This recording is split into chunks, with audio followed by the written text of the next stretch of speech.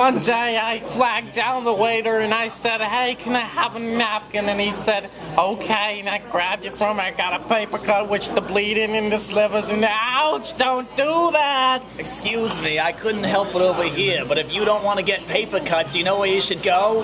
No, where? The BP Broccoli auditions on Friday. You won't have bleeding between your knuckles there. Oh.